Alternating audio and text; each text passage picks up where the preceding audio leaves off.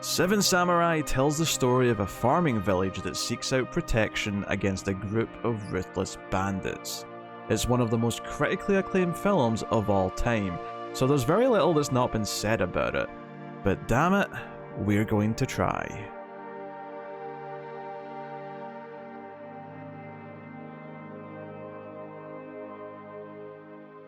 Welcome everyone to Collector's Cut, the collection. I am Peter, and joining me as always is David. Greetings and salutations to you all. This is a movie podcast that is the sister show to our regular weekly show, The Collector's Cut, where we work through franchises and sub-genres of movies and things like that. We do little seasons.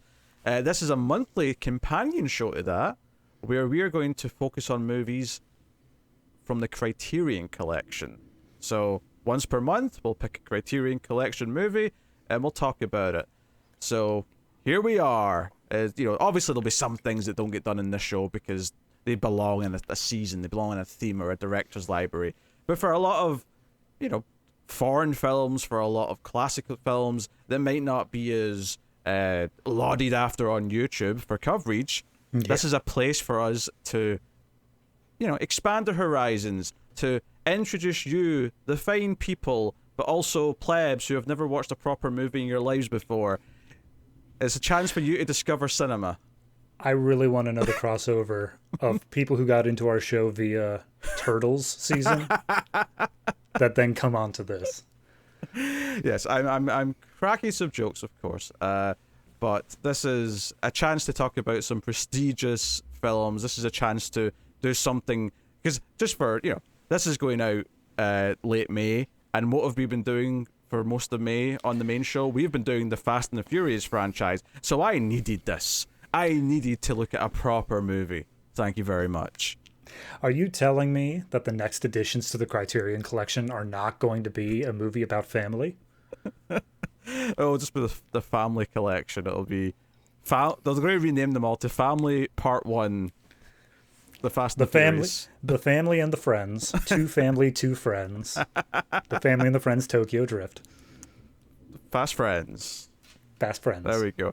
So anyway, what are we talking about on this first edition? Well, it made sense to hit a heavy hitter. When at the start of this, we thought, let's do one of the big titles, one of the first things you think of when you think of Criterion.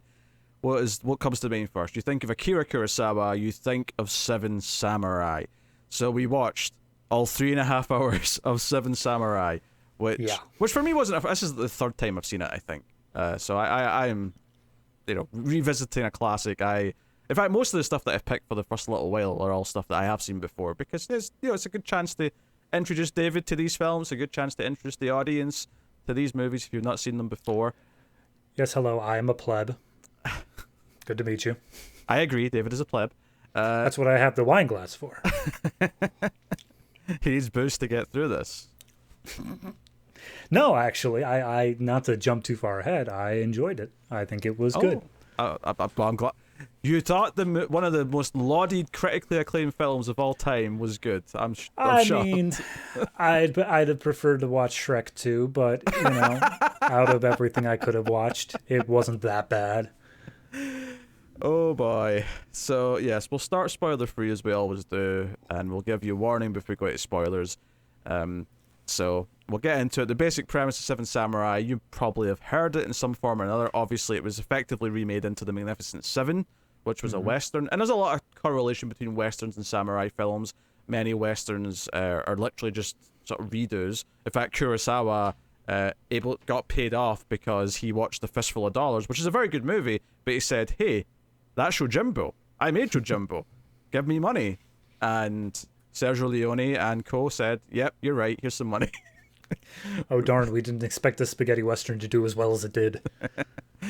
But yes, so Seven Samurai, you have a village that is plagued by bandits. They're coming back after harvest season to basically take everything that they've grown, all of their crops and rice and things like that. And they are scared or terrified, so they go out to find some samurai to defend the village. And sure enough, a ragtag group of 7 samurai is formed, and it's about, protecting the village and, beating away the bandits. That's the basic premise. And we'll get into everything. So yes, you hadn't seen this before, so you said it was good, but let's elaborate a little bit. How did you feel about Seven Samurai? Here's an issue we're going to encounter a lot on this show, and that is movies that are groundbreaking, but have become the sort of format that all modern movies take from. So while they're incredible with what they did originally, it's kind of a thing that we've seen time and time before. To put this into perspective, this movie is great. It's a fantastic piece of cinema, but the plot itself has already been boiled down into Disney Pixar's A Bug's Life, which Yeah. I feel like that means it's reached the end of its life cycle. It's already done it. So, back in 1954 when this was released, I can see why aspects of this were so incredible, were so lauded after, because there's just this timeless essence to it, where even nowadays it is things done that you see in modern cinema. And when I think back to like 50s films, I think to very stilted, very like still camera, not a whole lot of flash or awe or anything like that. Of course, you get some outliers out there, but I tend to think like the neo-noir film sort of things, where it's just a big mystery case or whatnot. This one, it's action. It is a modern action film just set back in the 1950s. Sure, it's a bit slower paced and it takes a bit more time doing things than modern films would do, but it's got all the same groundwork there as any modern action film would. So, Yeah. Oh, just to correct one, you said set in the 50s there. I think you'll find it set in the 1600s, but yes. filmed in the 50s. Yes. Recorded in the 50s. Yeah. Yeah, obviously it's fantastic. It's a phenomenal movie. It is the fundamentals, and while I don't know if I would go with quite the, I won't say negative, but there was a tone to the way you were saying that, where you were sort of preemptively saying, you know, we're going to encounter these movies that are groundbreaking, but we've seen the plot's done a lot, so there's a little bit of a disconnect with that original impact, right? I get what you're saying there, and I do think you watch this and you see a lot of elements that have been used and reused and used, you know, dozens, hundreds of times. Some stuff a lot, some stuff less so. But I think when I watch this, and it's got, you know, it's because it's not trying to dress it up with anything other than what it is. It's so sure of itself because it is doing this plot and it is doing these fundamentals. It works in a way that is so like simple and beautiful. And that's the other thing that comes into it, is that Akira Kurosawa's visuals, his cinematography is fantastic. You know, the opening shot of this is, you know, a silhouette of the bandits like riding over the horizon, and immediately you're sort of drawn in. And it's 4:3, which, you know, is like the least cinematic of ratios because it's the square effectively. But it doesn't matter, because if you have someone shooting for that ratio who knows how to compose a frame, all of a sudden you have, like, the way he shoots the action is good.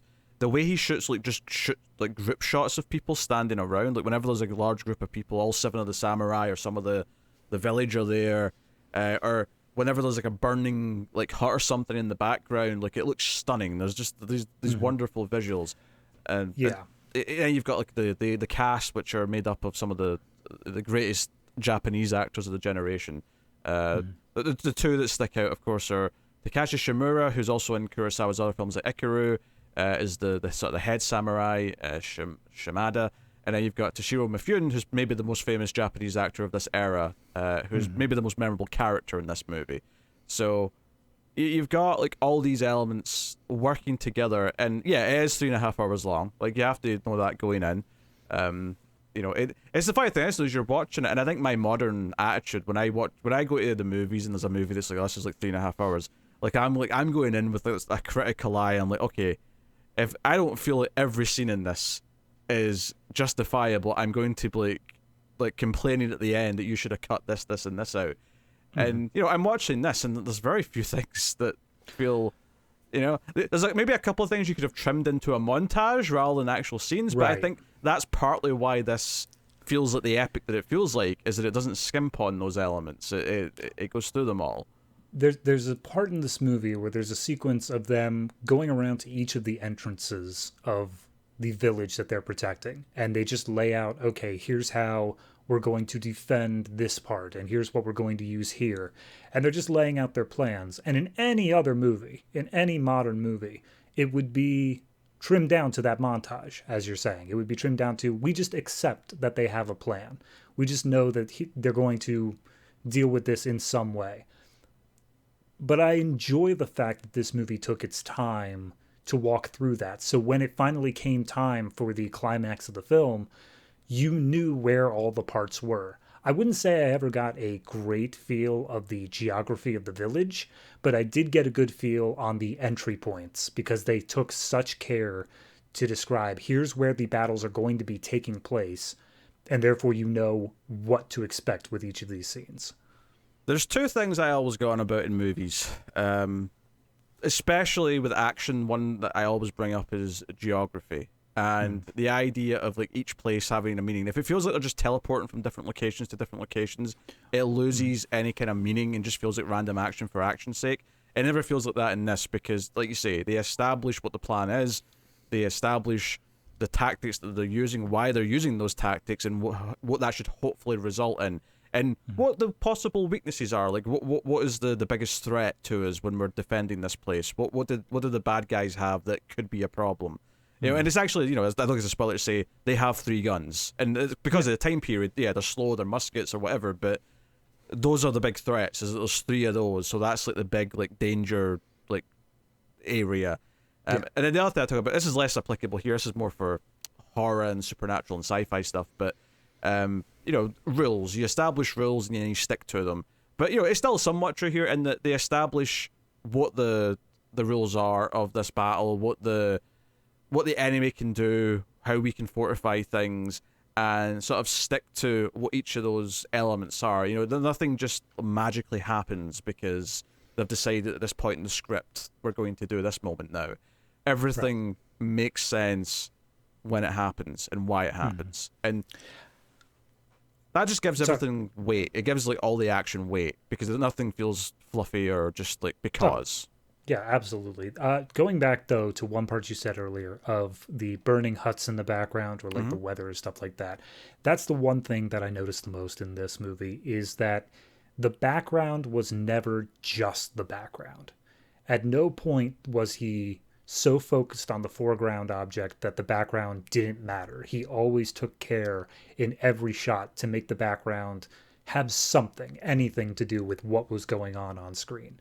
Like even when they're just all in a hut and they're just waiting out the night for whatever reason, everything in the hut that is shown feels like it's shown on purpose. It feels like we specifically have chosen this shot in order to represent a certain mood or a certain feeling going on at that time. Yeah. Obviously, when the weather's bad, that adds a sense of atmosphere to what's going on. And they're sludging around in the wet mud, you know, and it's thick wet mud, you know, and it's not like they have proper like modern shoes on. They have effectively just like, you know, a wrap, like around their feet or whatever. So it's, you know, it really gives you this sense, and every single like, you know, because you can kind of break the movie into segments. There's kind of the opening segment where they go to get some samurai. You know, 3 or 4 of the villagers go into like the nearest like, I don't know, town, I guess we'll call it. You City. Know, yeah, where there's people traveling through and they're trying to find a samurai, and that's got a very different feel and a very different vibe to everything else. Arguably, there's even a little bit of a hijinks quality to a few of those scenes, and you know, I was actually very surprised, just based off of the plot of the movie and how seriously the first act took it, how much hijinks ended up being in the film, not to the movie's detriment. I think that if it took itself as seriously as the first act did for the entire 3.5 hours, I would have left miserable. I'm happy that they inserted that level of just light jokiness every once in a while. Even the samurai make the comments as the battle wages on. They're like, yeah, our troops kind of need a pick-me-up right now. We need to do something to lighten the mood. That's what's so good about it, is that it's not just like crappy comedy for crappy comedy's sake. Not that it's crappy comedy, but there's a purpose to it. Like even in the context of the plot with the characters, where they're saying we have to have a moment of release. Whether it's been they're audibly saying, hey, we have to like inspire these villagers because they're all miserable and depressed and they can't fight like this, but also just in the sense that no, that we're going to have a moment where we like just crack a smile and laugh a little bit because we have to release the tension. The movie's very conscientious of those things. It's never just for the sake of it's not a modern Marvel movie. We have to have a joke every 30 seconds. If you didn't say it, I was going to bring it up. I was like, it is the opposite of the modern Marvel movie, where anytime this movie feels like it's getting too serious, it asks itself, do I want the audience to sit with that? Is this something that they need to feel right now? And sometimes they do, sometimes they need to break the tension. But as it comes down to the Marvel movies, unless it is the actual climax of the movie where the hero is at his lowest, every tense moment needs to be interrupted. Every moment needs to be stopped because the audience can't feel bad for even a second.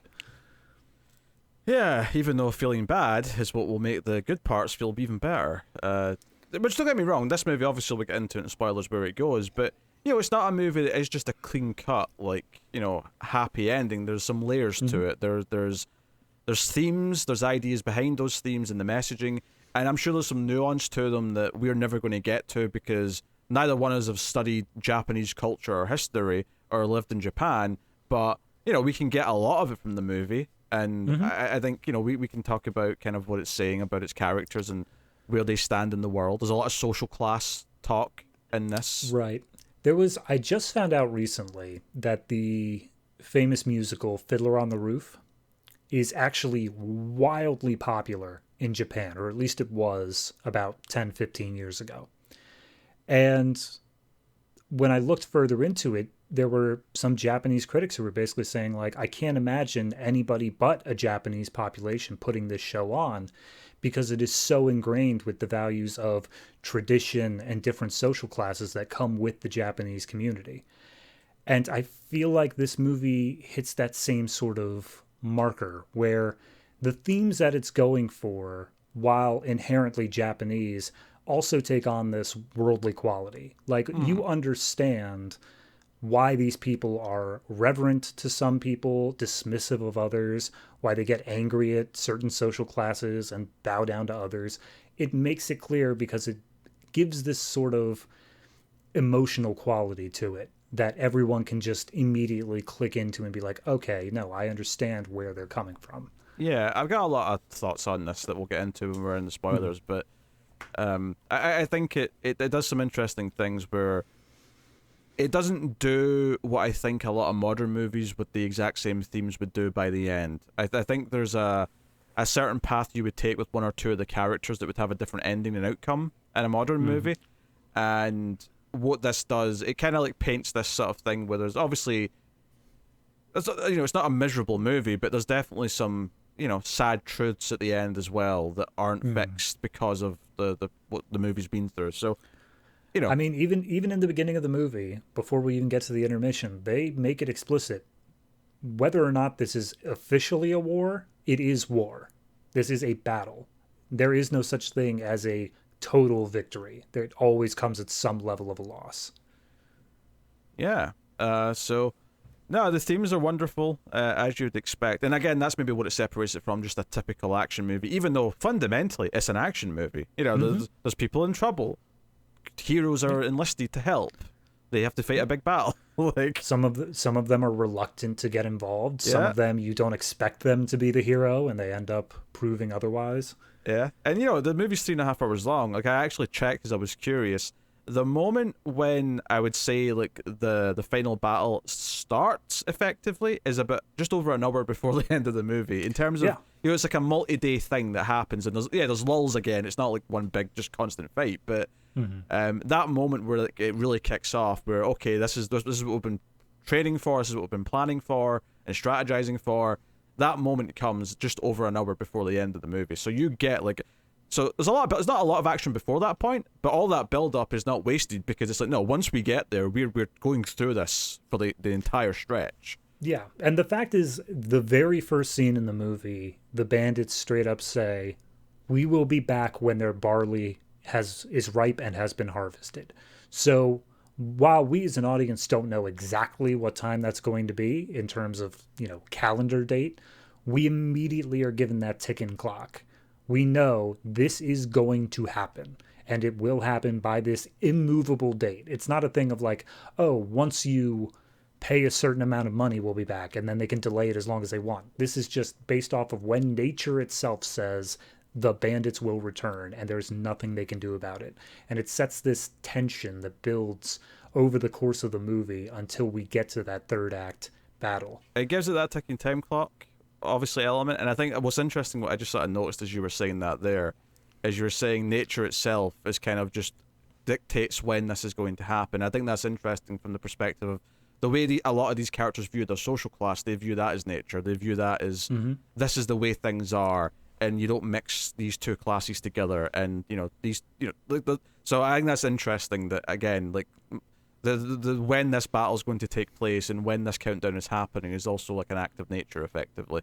Yeah, this movie is essentially, I mean, it is man versus man in terms of traditional conflict because it's the samurai and village versus the bandits, but in a larger sense, it is man versus nature. It is this idea of them going up against things that, I mean, in the movie, it's 7 against an entire quote unquote army of bandits. Yeah. That in itself seems like an insurmountable force. Yeah. Admittedly, they do put a number on it. I think they say 40 at some point. I think it's 40 total. Because he literally counts down, like when they take a few out, he starts crossing them off. But that's still 7 against 40. Oh, yeah. That it's seems still insurmountable. It's a hell of a lot. And even the fact that there's 7, there's a reason for that. Like Shimada, when he sort of comes on board, he's like, well, you've got, north, south, east, and west. It doesn't sound like any one of them are naturally cut off, so we have to defend all. He actually logically gets to, we need 7. Like, he actually, there's a reason for what that number. It's not just, that's how many they happen to end up with. Right. So there's a reason for everything, and it gives everything a bit more weight.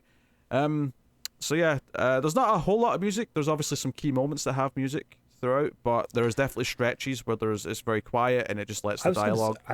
I don't think the third act battle really had any significant music in it at all. No, the aftermath does, but yeah, the actual action does not. Yeah, no, so it's very restrained in that perspective. Cinematography is fantastic, as we've said. Performances are really strong. So I'm not sure how much more we can talk about before we get into spoilers. I don't know if you've got anything you'd like to... The only thing I do want to bring up that may be a turnoff for some people, but I actually ended up enjoying it by the time that I got into the movie, is... I don't want to say it's the Japanese style of acting, but it's at least the way the Kurosawa had people act in this movie, which is this very over-the-top emotion. There's this idea that, if there's... In modern acting, you get the people who only act via, like, a small smirk or an eyebrow raise or something like that. They don't act with their bodies. They act with just the tiniest little things. And sometimes that works for the characters. But for this movie, the way it was done is full body acting. If somebody is angry, they will stand up, they will puff out their chest, they will yell, they will stomp around. If someone is upset, they will fall to the floor crying. And they are inconsolable. It is this extreme level of acting that I think works for me better, possibly because I don't speak the language, because it allows me to absolutely understand what is going on without having to pick up on the subtle little tics or even wordplay that might be going on in any given scene.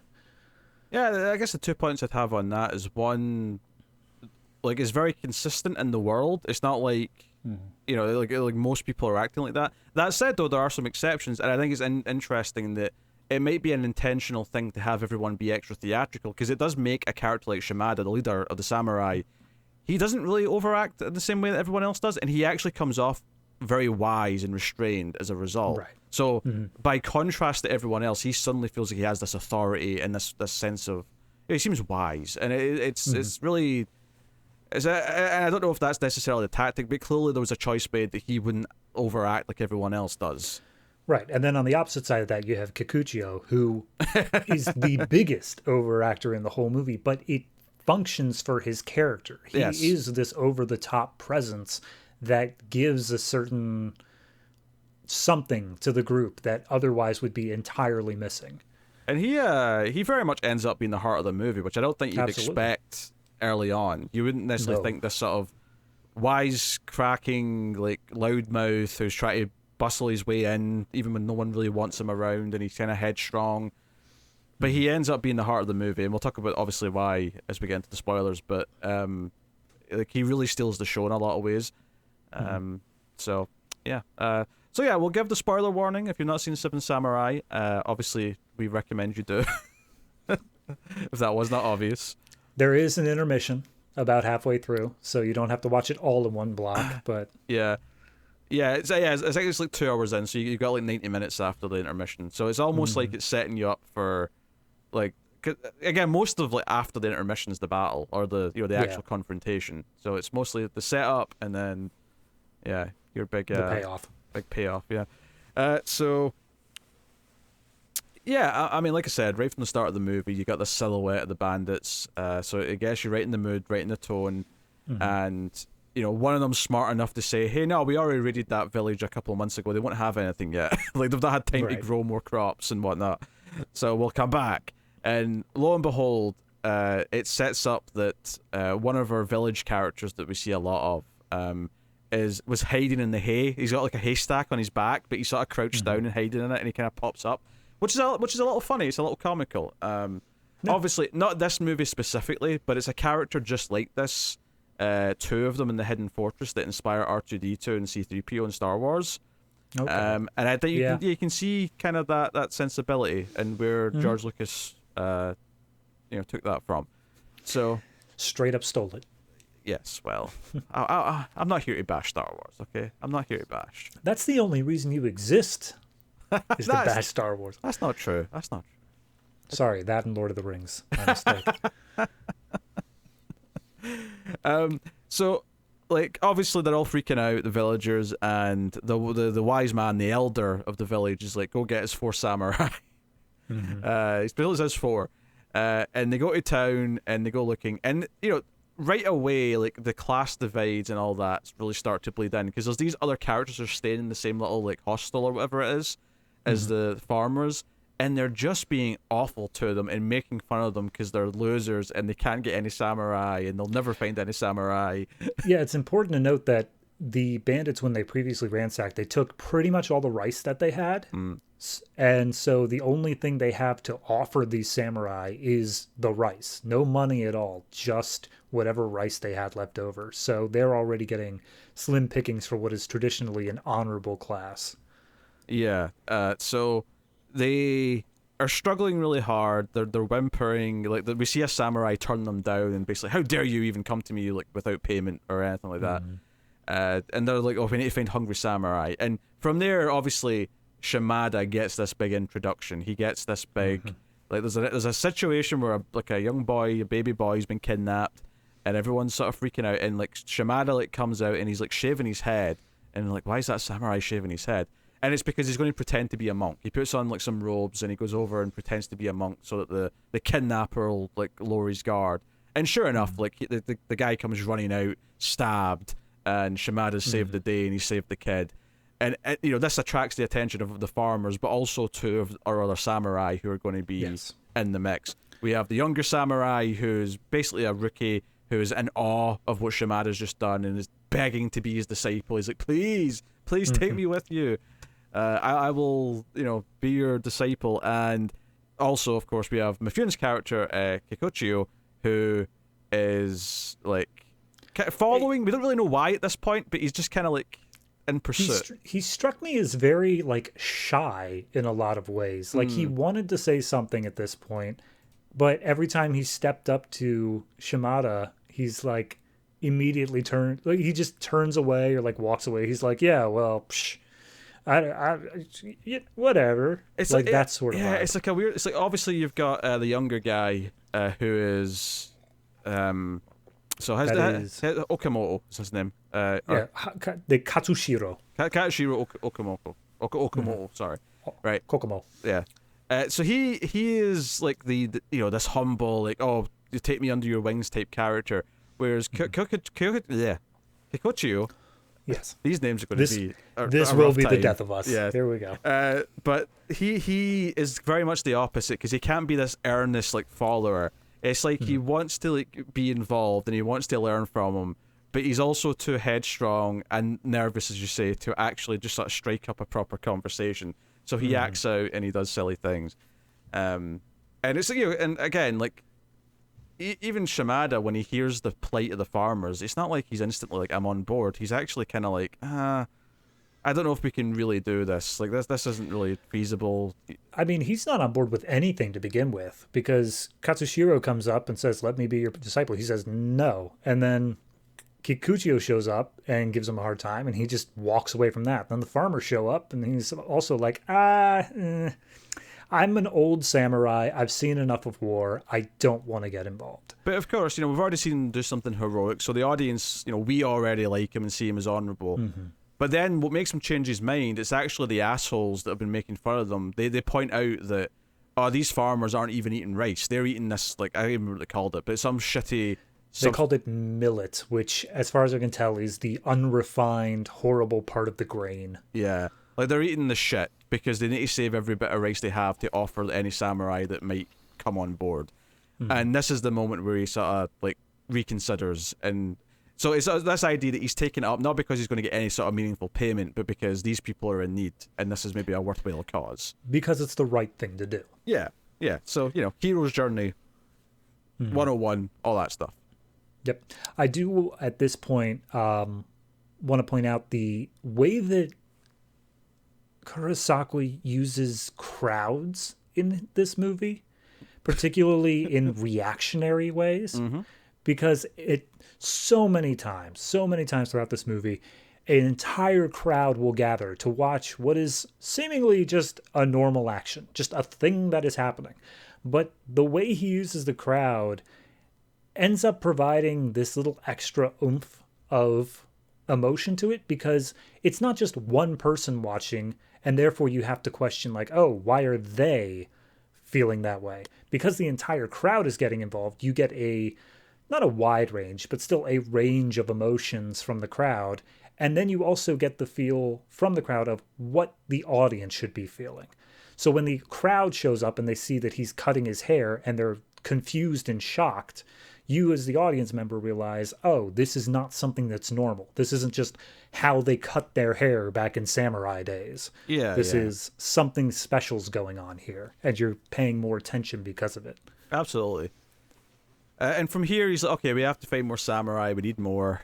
And we get kind of, you know, it's not quite a montage, but they're relatively short scenes, so I'll call it a montage. Yeah. Where, you know, they go recruiting different people, and they try to recruit one guy first, and he's got like a test where he's like, hey, you know, disciple, Katsushiro, you hide behind this door and like strike the guy who's going to walk through with this bamboo stick, and like we'll see if he can stop you, because a real samurai wouldn't let himself get hit. And sure enough, the guy does block it, and he gets angry, and basically says, no, I'm not going to do this. But then we get introduced to another character who is going to be on the team, who is given the same test, but instead of like walking through the door and blocking the hit, he gets like a few steps from the door and then just starts laughing at Shimada through the door and says, are you serious? And Shimada's like, you're in. He's like, I mean, no disrespect, it was just a test, come on in, let's talk. And that's our archer character, who kind of becomes the second in command. I will say that 2 or 3 of these samurai in the middle here kind of blended together for me. There's this guy, and then the guy that it turns out Shimada knew before from his war days, are kind of similar. The only difference being between them visually is that the one who we just talked about has a goatee, has like a beard, and the other one doesn't. But they're both kind of similar built guys. They're both kind of chubby. You know, they've got a similar kind of vibe. But yeah, so and they're definitely 2 of the lesser ones in terms of how much character they have. Right. You know? They are given their own personality. Throughout this movie, everyone is given a personality, a way to show, like, basically which of the 7 dwarves they are. Like, it lays it out of, this one is a very jolly type. He gets the soldiers of the village nice and amped up. This one is more serious and stone-faced. He keeps himself very refined.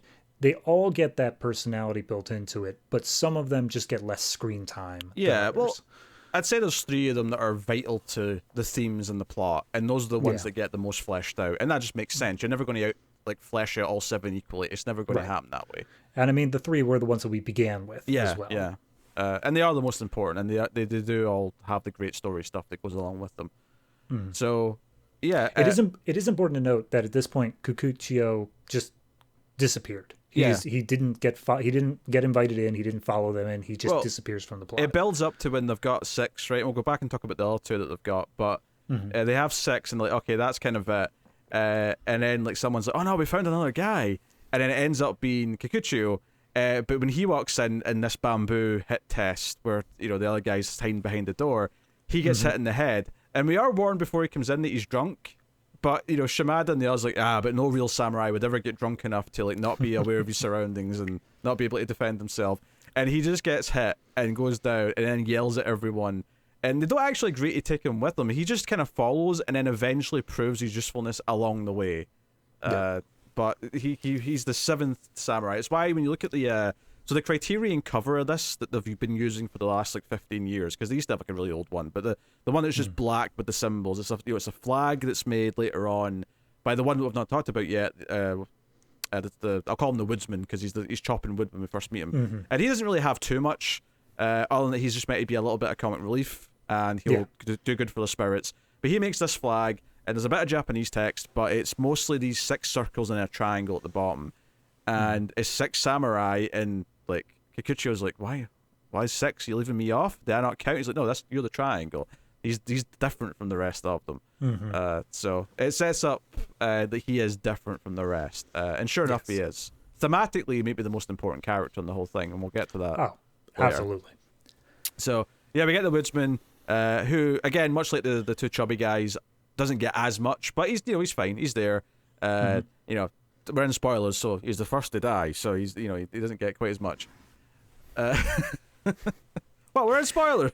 No, I mean, you're right. Just storytelling, man. You pace it out. You let them know. I'm getting okay. So, and then we're introduced to earlier probably the one who gets the most outside of the main 3 is our final samurai, who I'll refer to probably mostly as the swordsman, but he's Kyuzo, who is this. Obviously technically they're all swordsmen because they're samurai, but he is introduced when he's doing like a fight with bamboo sticks, but the guy gets upset and demands that they do it with real swords, and he wins. But he's very disciplined, but he's very stern. He's like a very serious character who's always like taking what he does with the utmost pride and respect. While you were drinking your sake, I was studying the blade. Yes. While you were eating your rice, I was studying the blade. So he comes on board as well. He's introduced, and he's a character who throughout seems to have some heroic tendencies, and so we've built this ragtag group, and this takes over maybe the first 40 or so minutes of the movies, kind of a lot of this stuff. And at some point in the middle of all this, when they started building up the samurai team, some of the villagers went back to the village. Yeah.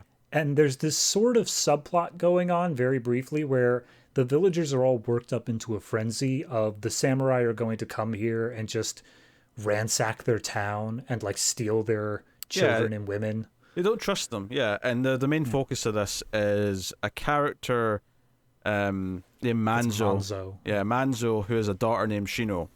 And he is concerned that one of the samurai might take a liking to his daughter, so he demands that she chop off her hair and pretend to be a guy whilst they're there. And she doesn't want to. So, I mean, so even in itself, this is an interesting look of like him being this domineering father and demanding she do this when she's crying, please, no, I don't want to. Yeah, and it's not like played for any comedic beat at all. It is it is a very hard scene to watch, really.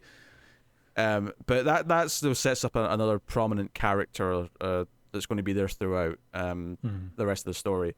But yeah, so right away it's this idea that we need the samurai for help, but a lot of them are like, wait a minute, we're going to have samurai around, like they might just do bad things to us as well. Like they have this position of power and they can take advantage of us, and so there's this concern that it's not going to be later on. It is also established that previously samurai have come into this village and caused harm. This is not an unfounded fear. Oh yeah, no, I was going to save that, but yeah, like later on, there's a whole thing when they're in the village where Kikuchiyo basically gets the idea that they've got, like, because he notices a spear and he starts like, wait a minute, I know, like, if you've got that, you must have other things, and he theorizes and rightly guesses and sort of makes them trot out all of this, like, random weaponry, some samurai armor, just bits and pieces.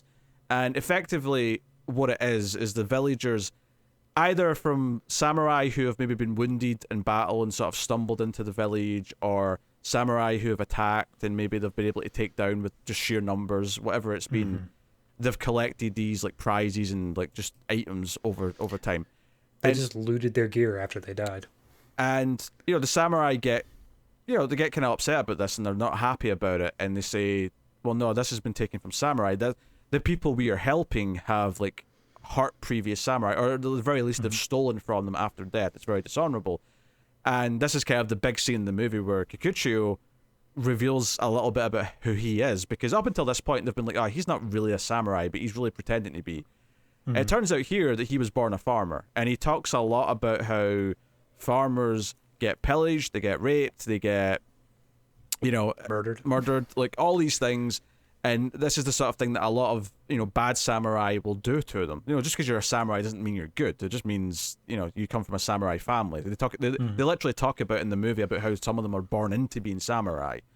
And by the end of his speech, like, the tone changes, and Shimada, when he's asked by the village elder who's come down to see if there's a problem, he just says, no, there's no problem, because by the end of the scene, they're like, well, like, yeah, some of our kind have done this to them in the past, and part of maybe what we're doing here can help make up for that, but we can't really hold a grudge because they have, taken what they could when they could before.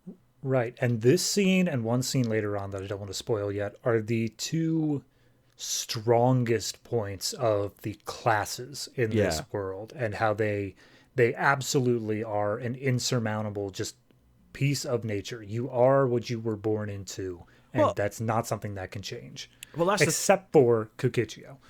Well, that's the thing. Since we're talking about this theme now, I think it's just easier to talk about the theme rather than go scene by scene. Especially since once they're prepping for the village for the attack, there's just so many little scenes it'd be impossible to do them all. Yes. But so, the big thing with this stuff is that, to me, like, in another movie, the two things that would end differently, maybe, is Kikuchiyo and also the romance that is introduced between, the rookie character, what's his name? Katashiro. Shiro? Yes. Yes. Him and Shino, the daughter whose hair was cut, right? So they meet each other. They end up spending some time in this flowery field up by the. Can I just have to go over the meeting scene just briefly? Okay. So he's off. He's the young one, and so he's just going off in the wildness of nature, and he's exploring some flowery fields. And all of a sudden, he comes across Shino. Shino, at this point, is dressed as a man and has her hair cut. And Katsushiro calls out Shino and says, "If you're a man, you should be training. You should be out there with a spear. That's your duty to this village." Which and arguably, even that idea of gender roles fits into the same thing as the class system. Yeah, but go on. Absolutely. But I don't think that was something that was being challenged in 1954, though. I think that was still a... That's fair, yes. Pretty accepted thing. But then Katsushiro gives chase, chases down Shino, and wrestles her to the ground.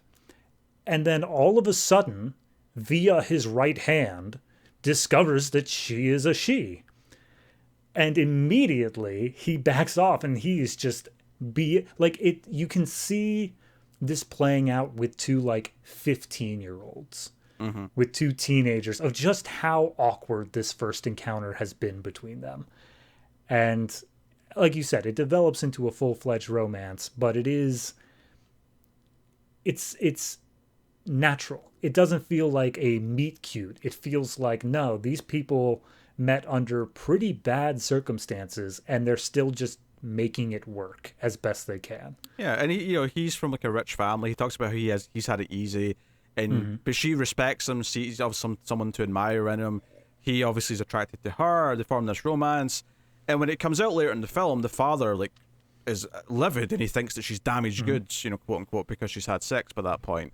And so it sets up this class thing, and I think a modern movie, and not even a modern movie, even just another movie, might do the happier thing where the idea that this romance, but also Kikuchiyo, who is this transitionary character who was born a farmer and is becoming a samurai, but in a way he's making the samurai he's around better, because he's making them more aware of what other samurai have done to people like these farmers, and they're more respectful and more understanding as a result. So he's he's kind of helping advance, like and especially since it's very clear the samurai have more power in this society than the farmers absolutely. do, right? Yeah. So in a way, he's helping spread these ideas to people who are in power to hopefully make society in general just be better, right? And those hopeful things are in the movie, but by the end of the movie, Kikuchiyo dies a hero. He does not live. Yes. And at the very final scene of the film, when Toshiro tries to sort of interact once again with Shino gives him the cold shoulder and goes back to working the farm, basically saying they can't interact, they can't mingle, they're not going to get married. It was never going to work. Yeah, they're separating. So there's this kind of bitter, and I think this is a critical thing that Kurosawa is saying as a director. He's saying the sad truth of this is that, at least in this time period where we're not ready to move past this yet, like this strict class system and these different groups and how they're separated, like there was attempts to change and they did good while they were, like Toshiro Mifune's character, he does do a lot of good things. He has the most inspirational moments in the film, and you probably the character you root for the most out of the whole thing.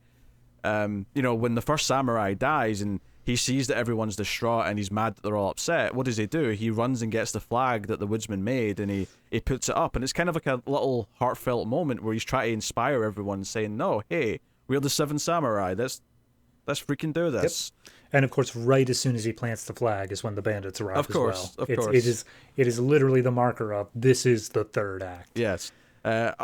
So you've got this real kind of sad, bittersweet of these social boundaries are not ready to be taken down, even though there's clearly people within these boundaries who want to take them down, who want to blur the lines, who want to move things forward.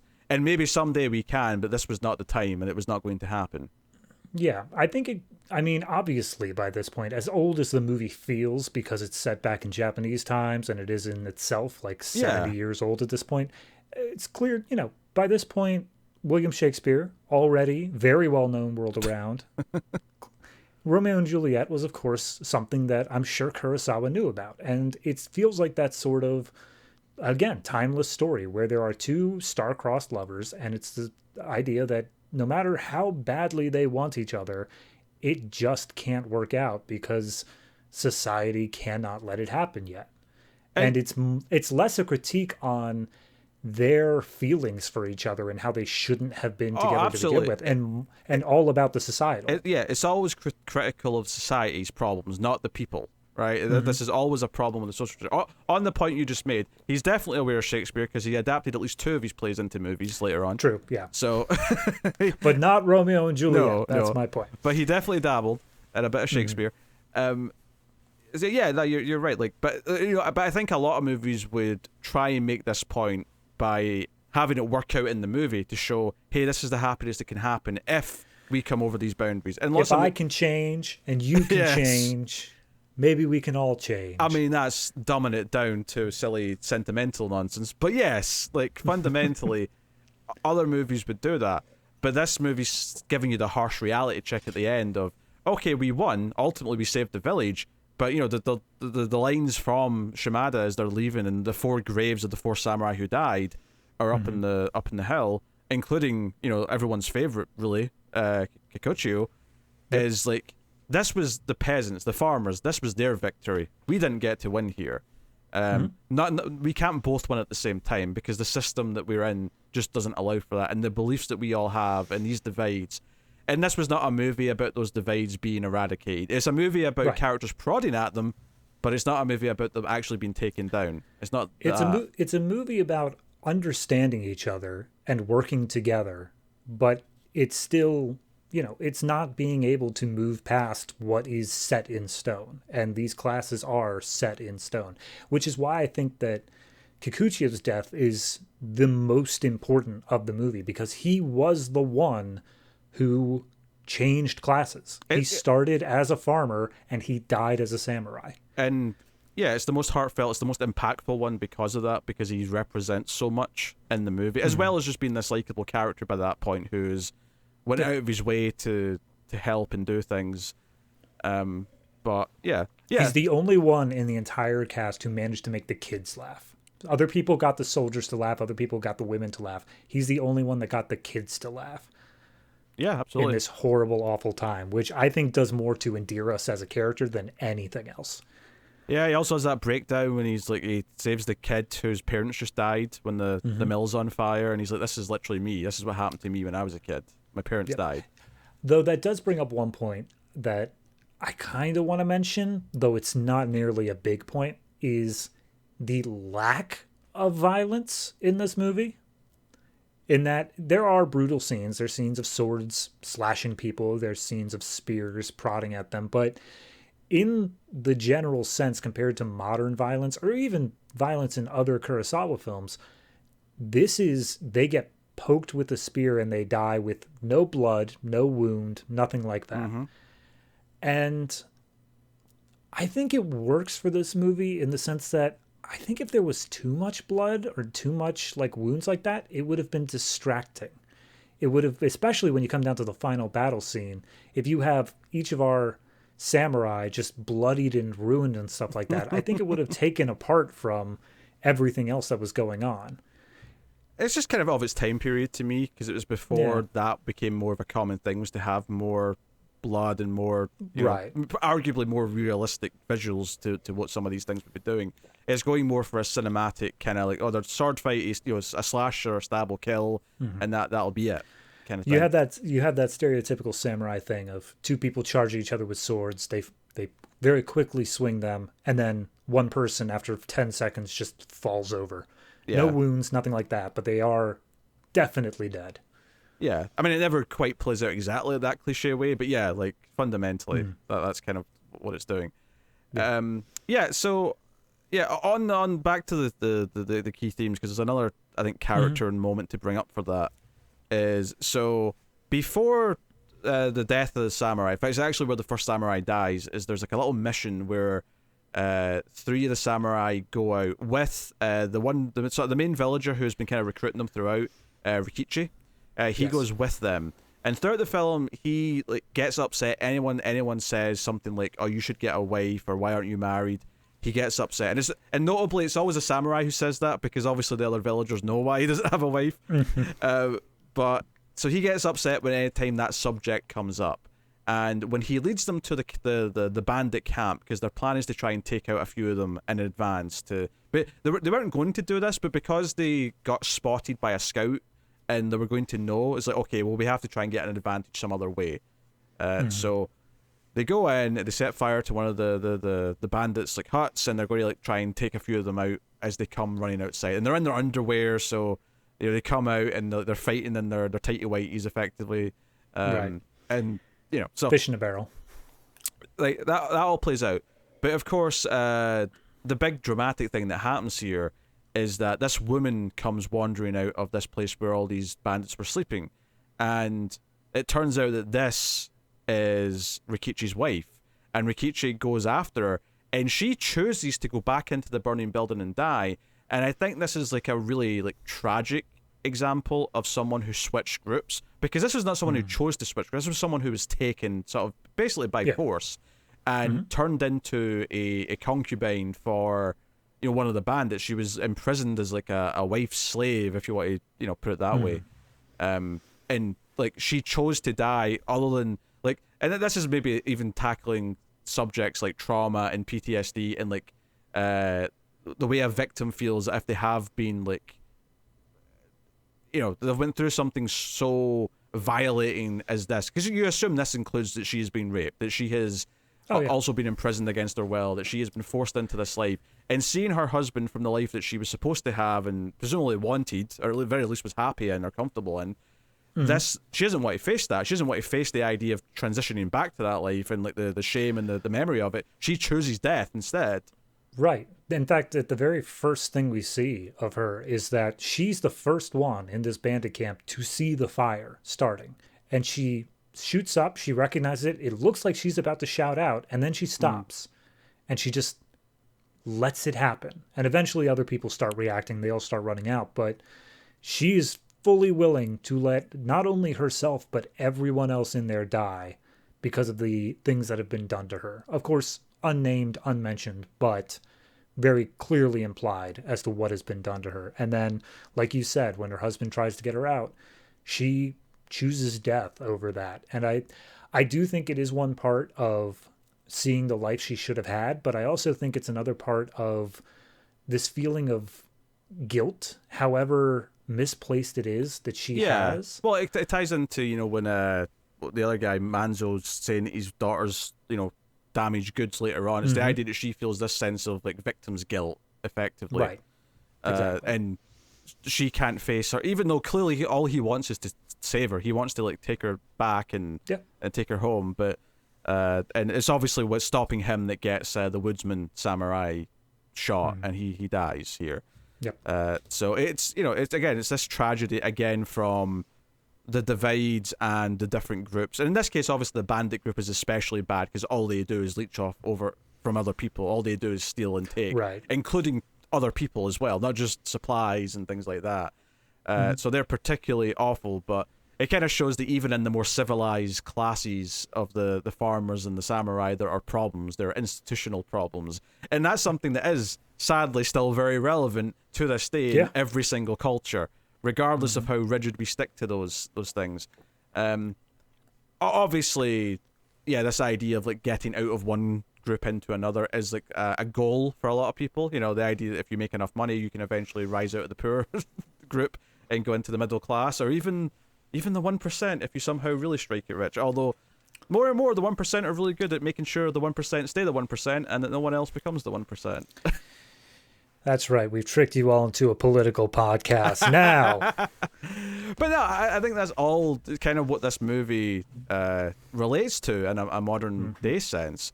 And obviously, you're saying that all these things are set in stone. These characters believe they're set in stone. I think they're wrong. I think the point of the movie is that they should be wrong and that one day there's hope that it could change. But this movie's saying, no, this is the way things are. And this is why we, the real people in the world, should not view things this way, because this is the tragedies that it'll lead to, When they show the scene of Shino walking away from Katsushiro, the audience reacts in a way of, well, why not? Why can't they be together? It makes them question those social structures because we've seen them develop. We've seen them grow this relationship from its beginning, and we know that it is only being stopped because of those structures. And it was even my reaction earlier on, not too much earlier on, but during, it's the night before the final part of the battle, the final showdown, where her dad is like, my daughter's damaged goods, and he's there.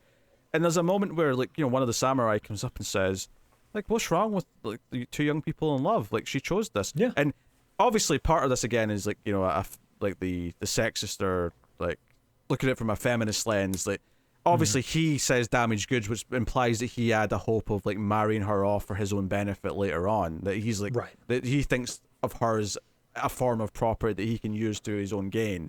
So obviously, you've got that element, which is obviously its own problematic thing to analyze and talk about. I mean, that even goes back to the beginning when he felt that he had the decision over her hair. Absolutely, yeah. So that's like a consistent thing. And then the movie's not necessarily targeting that specifically, but it's definitely clearly a part of this time period. The movie's not shying away from it. This is clearly how he views his daughter, and how he reacts here feels in line with how a lot would react at the time. Whereas, some of the samurai are a bit more, I guess, progressive, and are like, no, like, she fell in love with someone, she chose a partner. There's nothing wrong with this. This is like the natural order of things, effectively. But I do wonder from the samurai's perspective, because obviously the samurai aren't just busting down class walls either. No. I do wonder from their perspective whether it is a concept of, well, why are you upset? She got with someone in a higher class. That's good for you. Okay, that's like a thing that you should be proud of. It's Katsushiro who should be ashamed because he's the one slumming it. So there's I think it really is like it's very rich with these like strong characters and their world views in this movie, and even because there's a moment in the like as this final battle or as the entire battle I should say that's playing out in parts over these days where they're attacking different like entry points and they're fending them off, and the whole idea is to eventually funnel them in one direction so they can have like a battle with the whittled down forces of the bandits. I think it's like 13 in the last day, and they all have to come through one area, right? And we'll talk about some of the battle stuff in a bit, but there was a point where I was thinking, like, after like the first like 2 days, because it's like a 3-day thing, I was like, yeah, at what point did the bandits say this is not worth the effort? We're just getting picked off, and even that's like them being like, oh, we can't let this go because this is who we are. We're bandits, and we have to, see this through to its end. Yes, however, I also like the idea that these bandits are just as lowly, just as desperate as the farmers are to hold on to their food, because we saw where they were living. These are not forts, these are not castles, they are not rich, they are just getting by, and they are only able to do so via these criminal means. So obviously the bandits are meant to be the clear-cut antagonists, but I think that if this were a more modern movie, you would have probably some brief little character interaction with one of the bandits where they're like, no, I just want to live. That's all I'm trying to do this life for. This is just the life that I was forced into based off my class, my way of being. Yeah, I mean, you can kind of relate that to how just anyone gets into a life of crime, I suppose. But obviously, these bandits are taking people, and Right. You can never really get over that. And if anything, there's almost a scene that what you're describing. It's just done from a very unlikable way, where it's a scene where Toshiro Mifune actually steals one of the bandits' outfits and goes and like sits next to one of them and talks to them.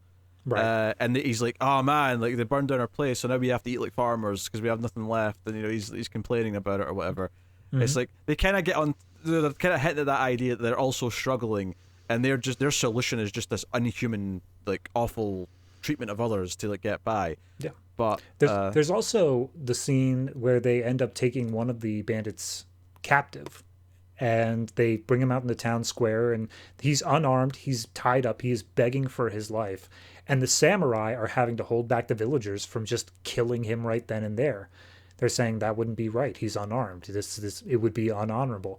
And it's only once, I believe it's the old lady character who's been around a little bit, comes out and she wants revenge for her son. And it's just that same old story of the constant cycle of revenge. Where an eye for an eye, whole world blind. Yeah, actually, that's a really interesting thing to bring up because, you've got the samurai saying, look, he's begging for his life. He's given them all the information they could ask for. There's no reason to kill him. This is actually not a just kill, effectively. They've got a code, right? And they're determined to come out. And when the samurai give up is that when this old woman comes out with her pitchfork, effectively, and says, no, I'm going to kill him for what happened to my son. They let it happen. We don't see it. It kind of just it focuses on Shimada's face, Shimada's face, and he looks over and he just sort of looks sad, and the scene ends. It's kind of this like he lets it happen because he realizes if even she wants this revenge, like ultimately this is just going to create turmoil if we don't let them do this. But there's also this sad like part of it as well, which again you could see it as him realizing this conflict between the farmers and the bandits. They're both more primitive than the samurai as a class, in his eyes, in a way. Even though he's obviously way more honorable and he wants to help them and he's got like these noble ideas, there's almost this like sad like I kind of just have to let this go through because we're dealing with this war between these two lower class groups, and I don't know. There's like a real sadness to that as well. I also think that may be the moment where he comes to the realization that these farmers and the bandits are so similar, and because of that, he knows that neither of them are just going to retreat. He knows that this is going to result in the entire eradication one way or the other. Yeah, because obviously, yes, the farmers are the less evil ones, but they are also very superstitious and cowardly, and the way they assume the samurai are going to do bad things when they show up, which they don't, then they're actually... These samurai are very civilized for the most part. It is worth noting when the samurai arrive, they're all hiding in their houses, refuse to interact, completely cold-shouldering them. And then Kikuchio shows up, rings the alarm bell saying the bandits are here, and immediately everybody rushes out saying, "Please, samurai, protect us. We need you." Yeah, yeah. And he makes that point. Kikuchio actually says, hey, look at that. And obviously, once we find out that he grew up with farmers, it's like, he expected this because he understands them. He understands the way they work and how they think. And, you from there, but there's all these little moments of humanity where, one of the samurai actually says to Manzo, not too long before the reveal of the relationship is public, he says, oh, go and, spend some time with your daughter before tomorrow's final battle. And then he's like, oh, I mean your son, and kind of smiles at him. It's like, yeah, we all know. Like you're not fooling anyone. And he's basically saying there was never any danger. You're just like, Yeah, exactly. Your preconceptions, your bigotry, effectively, has just made these assumptions. And even within their own samurai class, Katsushiro was keeping Shino a secret from the rest of the samurai. Not because he thought they would do anything wrong, but just because he didn't want them to tell he's got a girlfriend, pretty much. Yeah, kind of. And we find out that the swordsman caught them. We see him seeing them. And he's been bringing Shino his food because he's getting higher quality food. He's been bringing it for her. She's been giving it to the grandmother, who does not have a family to provide for her. And so the swordsman, seeing that Katsushiro is about to go without food again, says, you keep yours. You can use my leftovers instead. And then all of the samurai find out about the grandmother character, but not directly about Shino, because the swordsman was also willing to keep that secret. They have a little honor code even amongst themselves of it's not my secret to tell. Which is, again, like a great little beat for him. Because I think he's already kind of cool as a character, but I think the swordsman, he comes out of that feeling like, oh, we like him now more because he's kind of selfless in a different way. And again, it's this kind of idea of like, the samurai are helping this group, and they're also hoping to that's part of the sadness at the end. It's like, the farmers hate the bandits, and quite rightly so, but it also doesn't feel like they've learned anything after they win. They're just happy they won, and now they get to just be farmers and do, live their lives. But they've not necessarily learned anything about the horrors of war, whereas the samurai who are left alive are like, yeah, we understand like how this went down, and it's a shame that no one's really learned anything from this. Yeah, no, if there's another bandit tribe that comes out and attacks them, it's going to be the same story. Yeah. Yeah, you don't get the impression they've learned enough to fight, even though they were trained to use some spears and stuff like that. You don't get the impression that they'll be able to protect themselves next time. They'll have to go scared again to someone else. So yeah, there's this kind, and that's kind of also the tragedy as well. And it goes back into, again, Kikuchio's character is that he has decided, no, I don't have to be a farmer. I can train myself. I can learn from others. I can become a samurai. I can become a warrior and not be scared. And part of the sadness of the movie is that all these farmers, like, they're all just cowardly, even right up until the end. And they loosen up a bit and whatnot. But at no point does, I feel like another movie might have that one farmer, that young farmer who says, you know what, I'm going to train along with these samurai. And by the end, he proves himself to be a worthy warrior, or something like that. And that doesn't happen, though. It kind of feels like they're not really willing to step up and learn to protect themselves. Like, that's not part of the journey of the movie. In another movie, there would be a second-tier general in the bandits that gets a lot of screen time that we are like really familiar with, and Rikichi would be the one that has a one-on-one standoff with that general. Yes. Absolutely guaranteed. But Rikichi's stories is actually more nuanced than that, because he gets the first samurai killed by going through, and not that I'd blame him for that, because obviously sees his wife that was kidnapped. Like, you understand why he's doing it. I mean, also it's a musket. It's not like they really could have done anything at that point. It's just that he delayed the group. Yeah. But at the end of the movie, he's just happy doing his crops. Like, he's like, things have gotten better now because the bandit problem's over. He never really, like, I don't know, became a stronger person because of this experience. And I think that's also part of the sadness, because the samurai are walking away and it feels like, the farmers have learned nothing. Like, nothing's changed for them. Like, there was no scene in this where Manzo is, looking at his daughter and smiling at the end. There's no scene where Rikichi is like, yeah, I'm over my wife. I'm able to move on now. Even the the old man that the very beginning who sent them out to find the samurai, he was intent on dying in the hut that he grew up in, and they were forced to abandon it as part of their strategy to fight the bandits as they came in. And his like, you know, adult daughter and son-in-law, or maybe it was son and daughter-in-law, whatever way around it was. Right. They end up dying going to try to get him. And, you know, that's his fault because he refused to leave his little mill because strategically they just couldn't defend some of these buildings that were over the little river stream that they were using as a moat, effectively. Right. But all the characters, all of them, have not grown out of their stubbornness, have not grown out of their ruts that they've worked themselves into, or at least not visibly to us as the audience. Yeah. Yeah, if anything, the character who sort of has the harsh lessons the most is the young samurai. It's, you know... I would say him and Shino, honestly, because Shino was given the lesson of like, yeah, you may love him, but you have a life here. You can't leave it. And then kind of. I wouldn't describe that as a lesson. Though. I would describe that as a tragedy, where she learns the wrong thing. She learns the negative thing that's reinforced to her, and makes the sad choice because of that. I'm more so saying that's what she was taught, right or wrong. That's what she learned.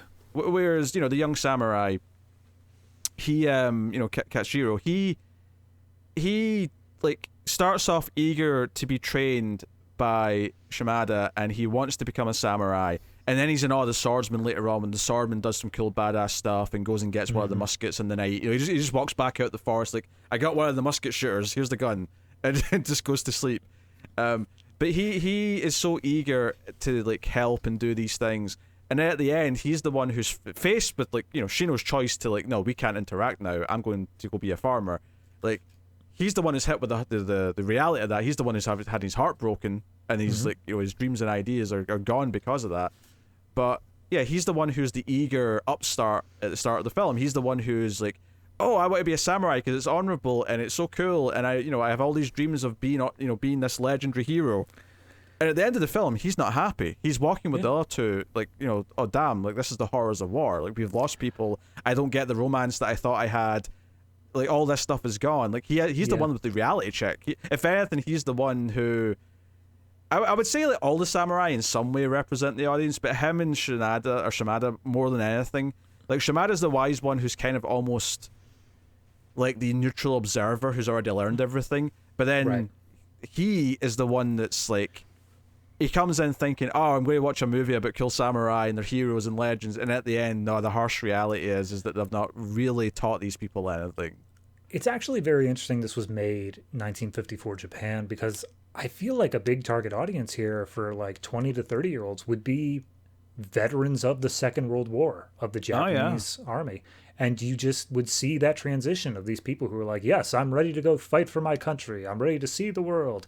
And then they come back from the horrors that war produced, and they understand, like, it's not all bright eye. It's not honor and beauty of being a samurai. There's war.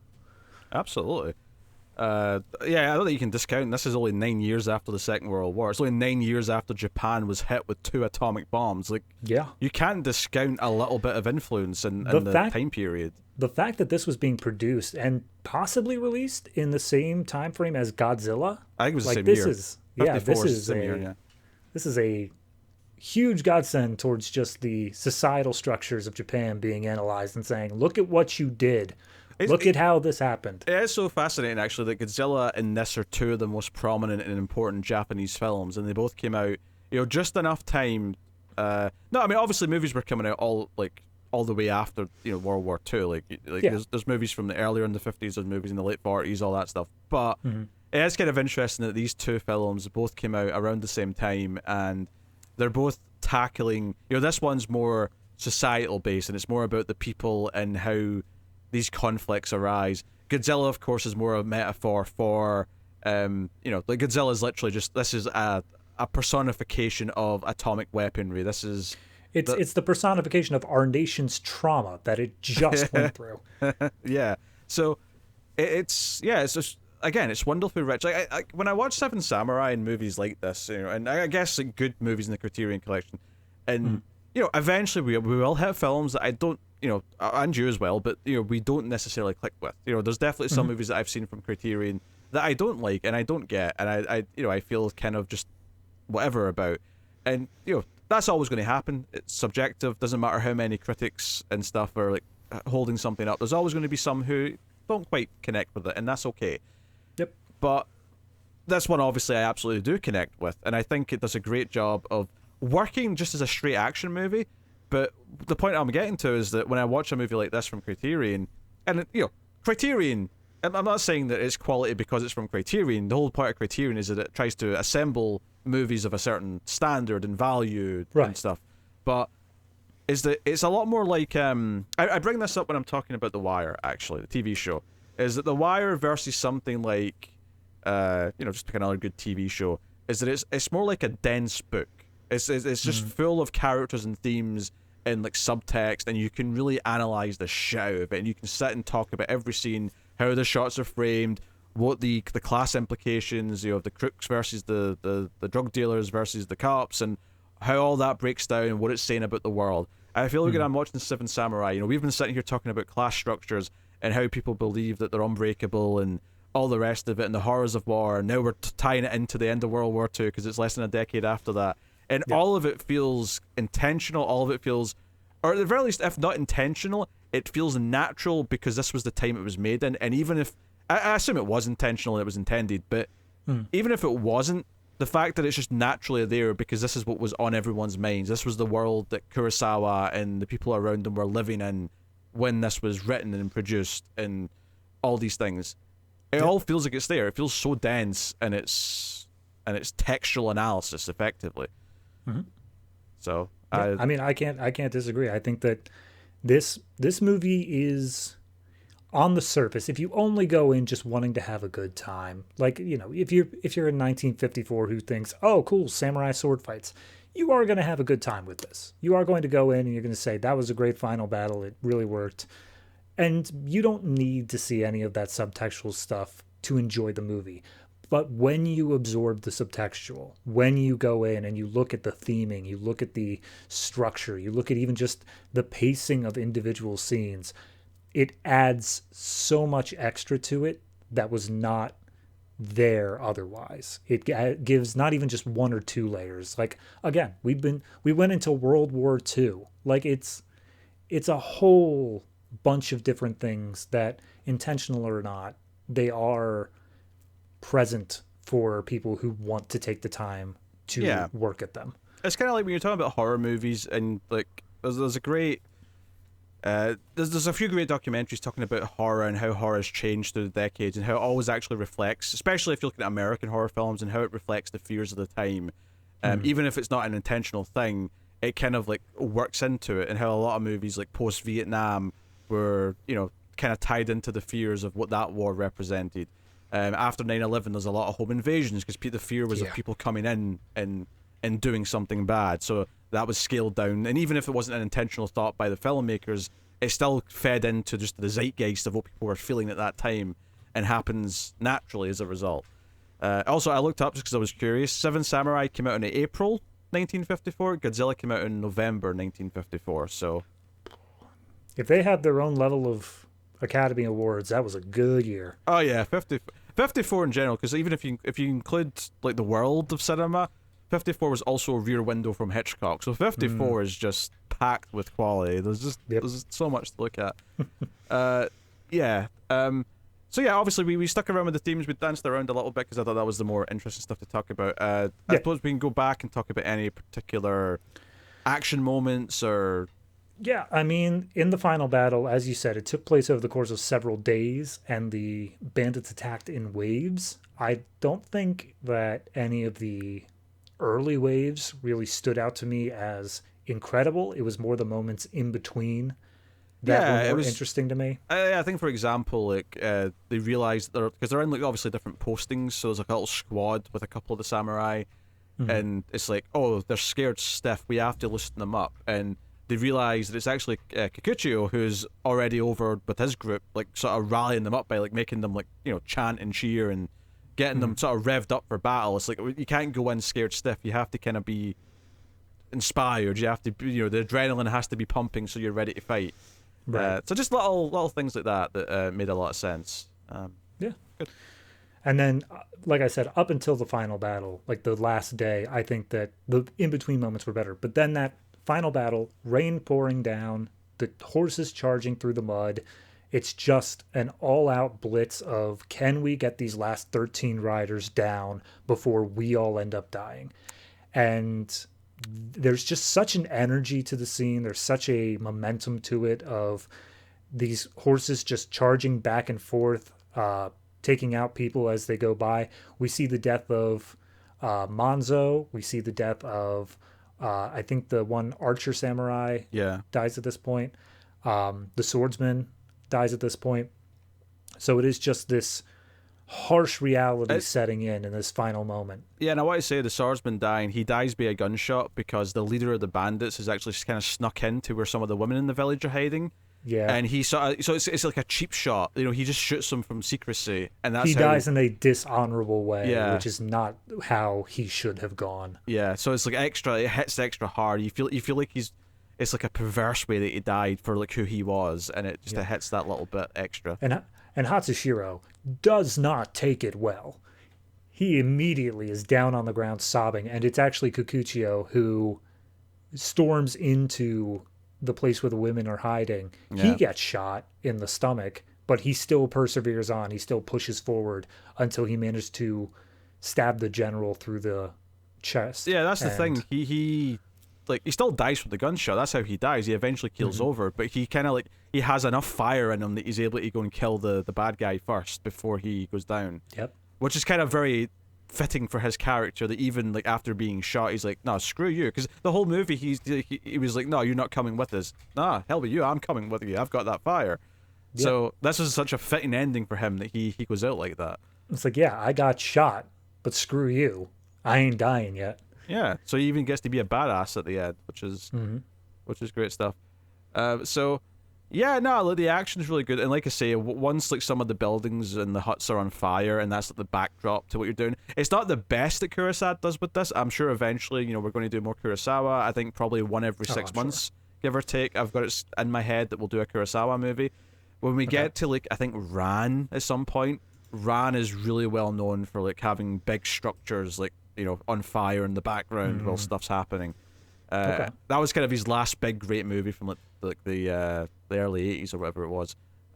So 30 years or give or take after this one.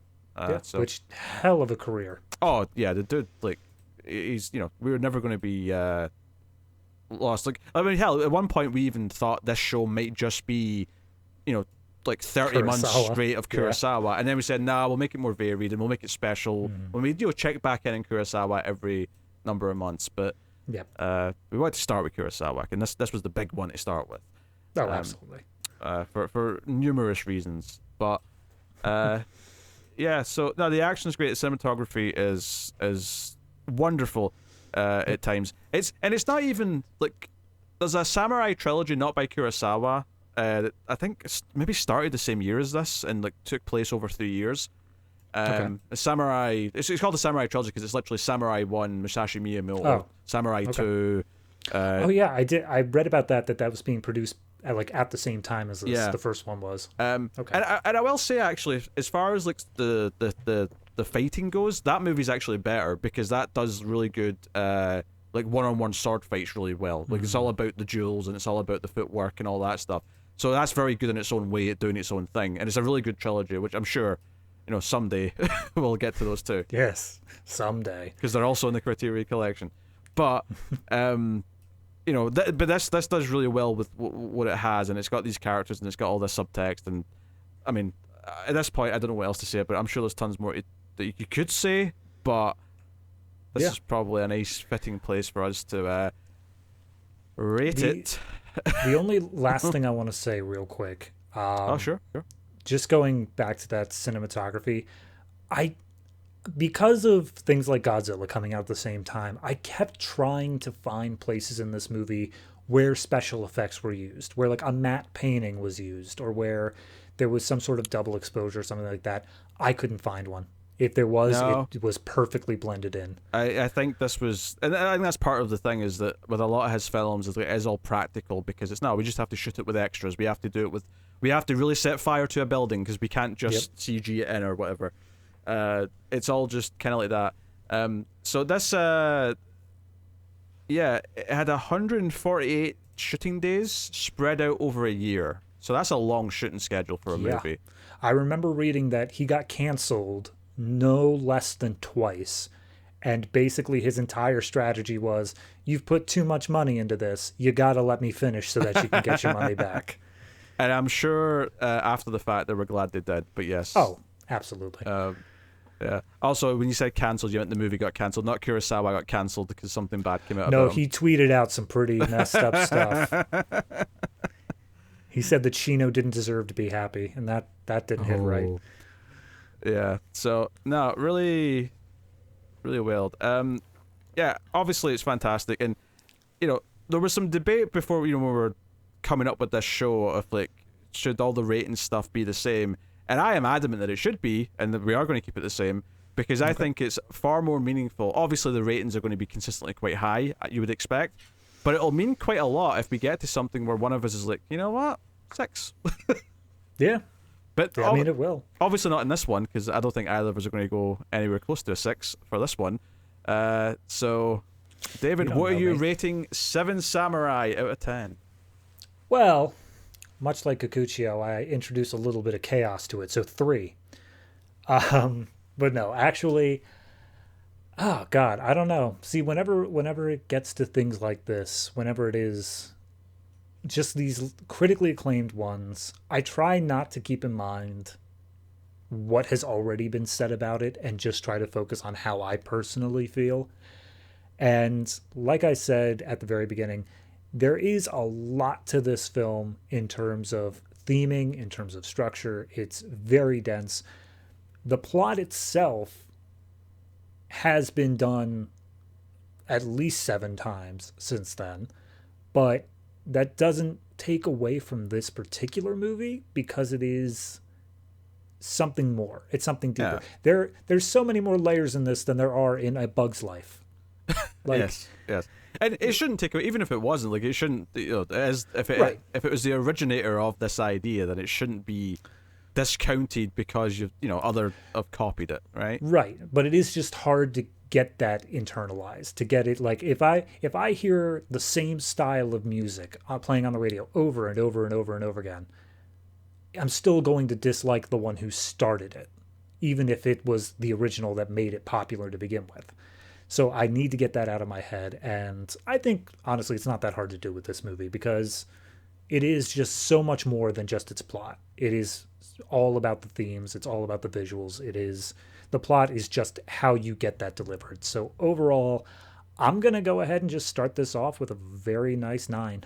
I definitely enjoyed it. My only drawbacks on it are probably that there are some bits to it that, while I do think are necessary, probably were just a bit much in terms of runtime. I don't think that we needed, like, there's a sequence at the beginning where there's 2 or 3 samurai who are talked to, who are brought up, and then just they're gone. Like, they were just to show that we were never actually going to get those samurai.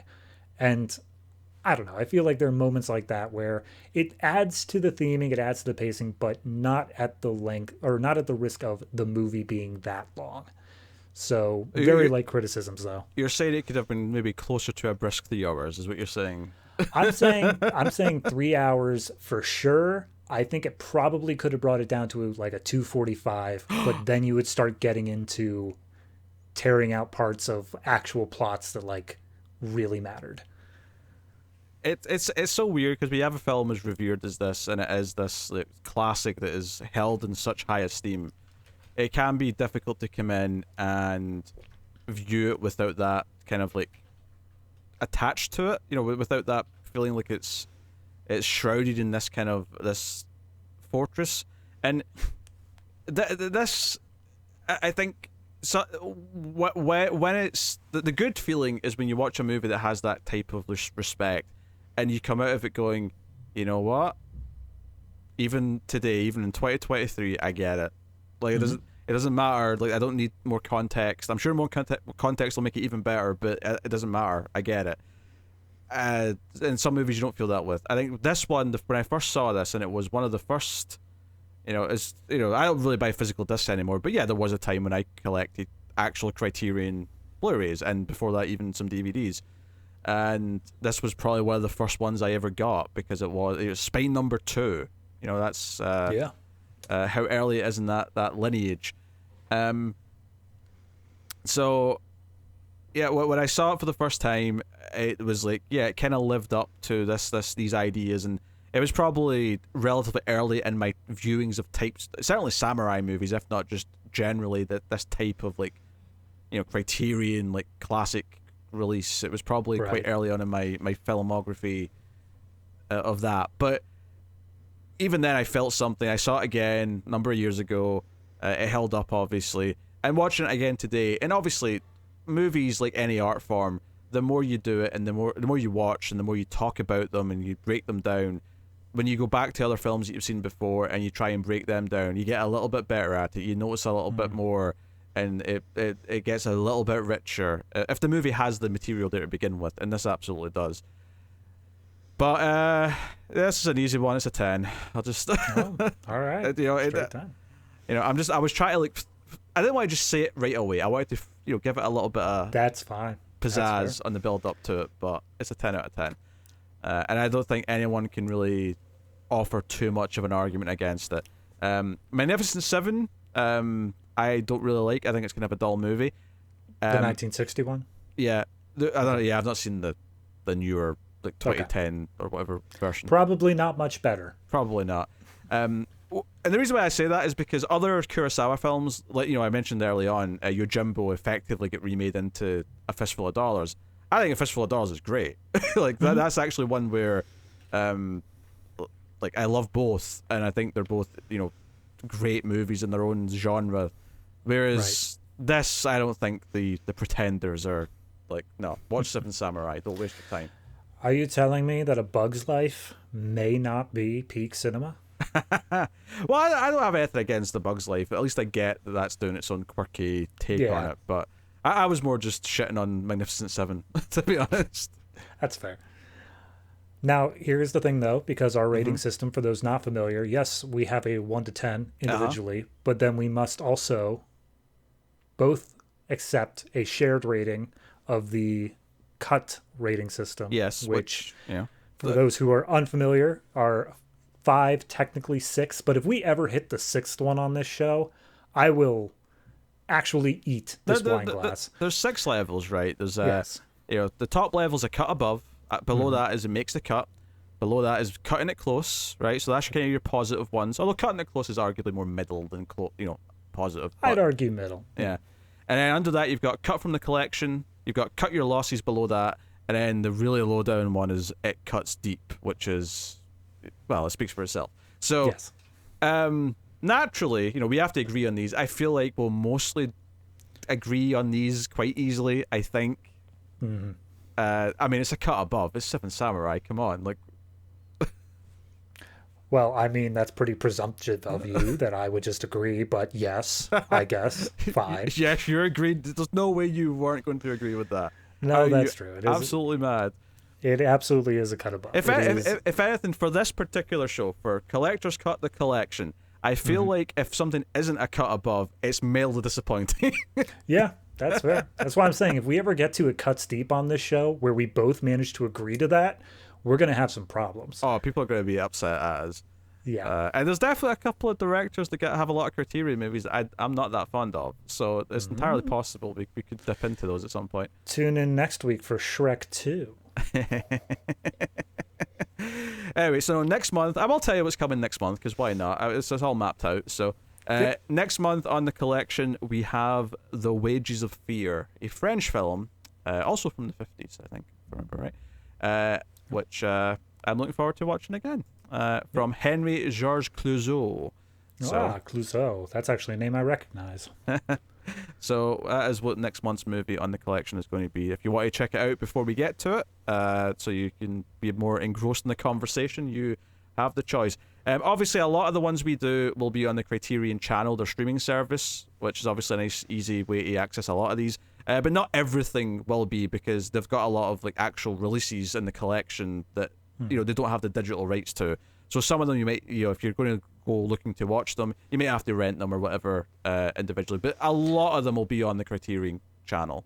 And I highly doubt that any of these movies are going to be impossible to find. They seem pretty readily available at this point. Sure. There's the odd old out of print one that maybe could be hard to find, but again, that's assuming they're out of print, and also not another distributor's also made them easily available later on.